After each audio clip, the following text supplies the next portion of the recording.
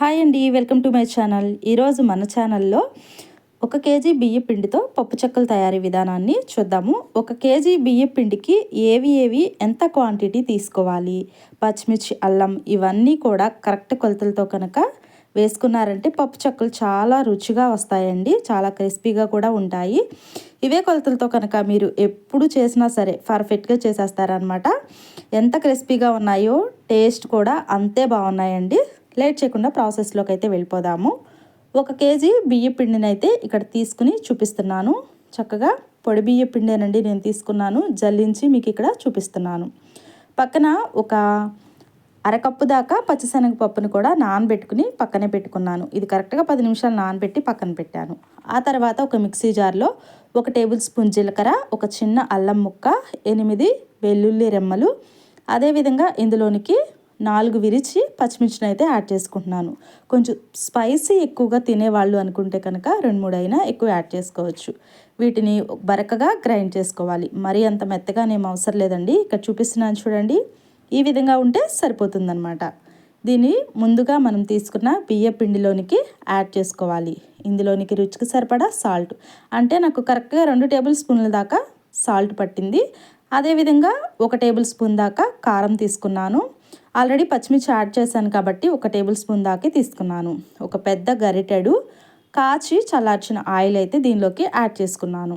ఆ తర్వాత ముందుగా నానబెట్టుకున్న పచ్చిశనగపప్పును కూడా యాడ్ చేశానండి. ఈ ఆయిల్ వేయకపోయినా సరే చాలా టేస్ట్గా ఉంటాయి. ఆయిల్ వేస్తే కనుక ఇంకా మరింత రుచి వస్తుందన్నమాట.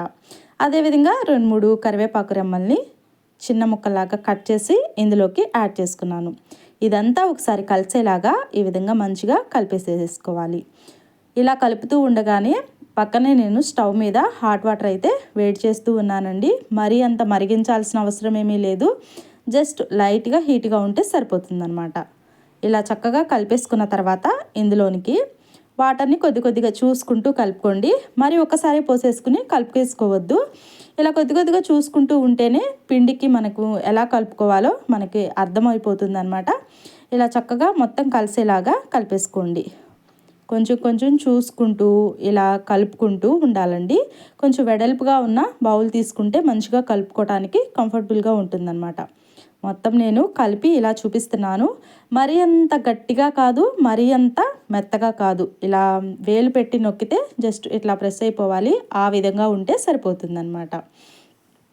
ఇప్పుడు మనకు నచ్చిన సైజులో, అంటే మనం చెక్కల్ని పెద్దవి కావాలంటే పెద్దవి, చిన్నవి కావాలంటే చిన్నవి అయితే ప్రిపేర్ చేసుకోవచ్చు. బట్ నేను ఇక్కడ ఒక నిమ్మకాయ సైజ్ అంతా తీసుకున్నాను అనమాట. బాల్ లాగా చేసుకుని అదేవిధంగా ఇలా జస్ట్ చేతుల మధ్యలో ఇలా ప్రెస్ చేసి దీనిలోకి అయితే తీసుకుని అదే గిన్నెలో అయితే పెట్టుకుంటున్నాను. మీరు కావాలి అంటే వేరొక బౌల్లో కూడా తీసుకోవచ్చు. ఇలా నేను కొద్దిగా మాత్రమే తీసుకుని ఇలా చేసుకున్నాను. అన్నీ ఒకేసారి చేసుకుంటే ఏమవుతుందంటే చెక్కలు చేసేటప్పుడు ఇలా ఉండలన్నీ ప్రిపేర్ చేసి అవి డ్రై అయిపోతాయి అన్నమాట. అలా డ్రై అయిపోయి చెక్కలు చుట్టూరు పగిలిపోతూ వస్తాయన్నమాట. అలా పగలకుండా నీట్గా రావాలి అంటే ఎప్పటికప్పుడే ఇలా ప్రిపేర్ చేసుకుంటూ ఉంటే చాలా పర్ఫెక్ట్గా చక్కగా నీట్గా వస్తాయన్నమాట. చూడటానికి అండ్ తినటానికి కూడా చాలా బాగుంటాయి. అదేవిధంగా నేను ఇక్కడ చెక్కలు చేయడానికి మిషన్ అయితే చూపిస్తున్నాను. ఇవి పూరీలు కూడా చేసుకోవచ్చు అండి. అదేవిధంగా చెక్కలు కూడా చేసుకోవచ్చు. ఇలా కవర్ ఒకటి పెట్టుకుని ఆ కవర్కి జస్ట్ పైన కింద ఆయిల్ని అయితే అప్లై చేసుకుంటున్నాను. ఇది ఒక్కసారి ఫస్ట్ టైం ఇలా ప్రిపేర్ చేసేటప్పుడు పెట్టుకుంటే ఆయిల్ సరిపోతుందన్నమాట. ప్రిపేర్ చేసి పెట్టుకున్న చెక్కల పిండిని దీని మధ్యలో పెట్టుకుని ఇలా జస్ట్ గట్టిగా ఇలా నొక్కితే సరిపోతుంది. నొక్కిన తర్వాత ఈ చేతులతో నేను ఇలా సెట్ చేసుకుంటున్నాను చూడండి. ఇలా అన్నట్లయితే మరీ పల్చగా చక్కగా వస్తాయండి. మరీ అంత మందం లేకుండా ఎక్కడన్నా ఒత్తుగా ఉన్న చక్కగా ఇలా అనుకోవడం వల్ల నీట్గా పర్ఫెక్ట్గా వచ్చేస్తాయి అన్నమాట. మరొకటి కూడా నేను ఇక్కడ చేసి చూపిస్తున్నాను, చూసారు కదా.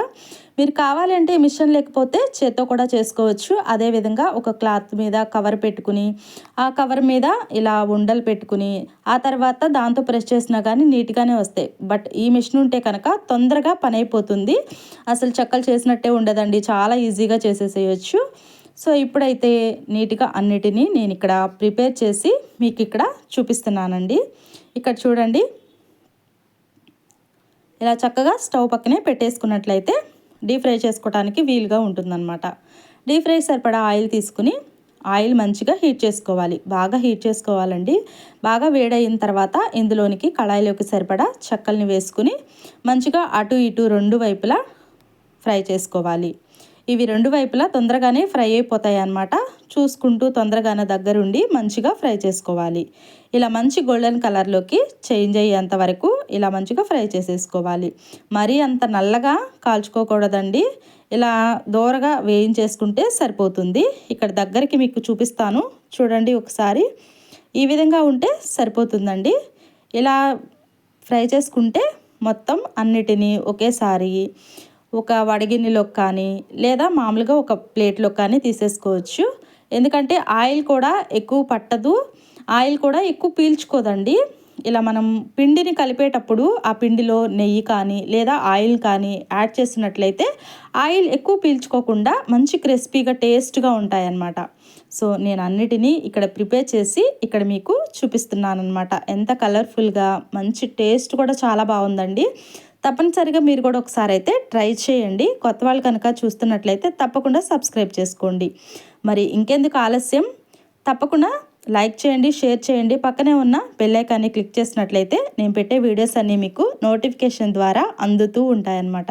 మంచి కలర్ఫుల్గా అండ్ టేస్ట్గా ఇలా విరిస్తే చాలండి, చక్కగా ముక్కలు ముక్కలుగా తునిగిపోతుంది.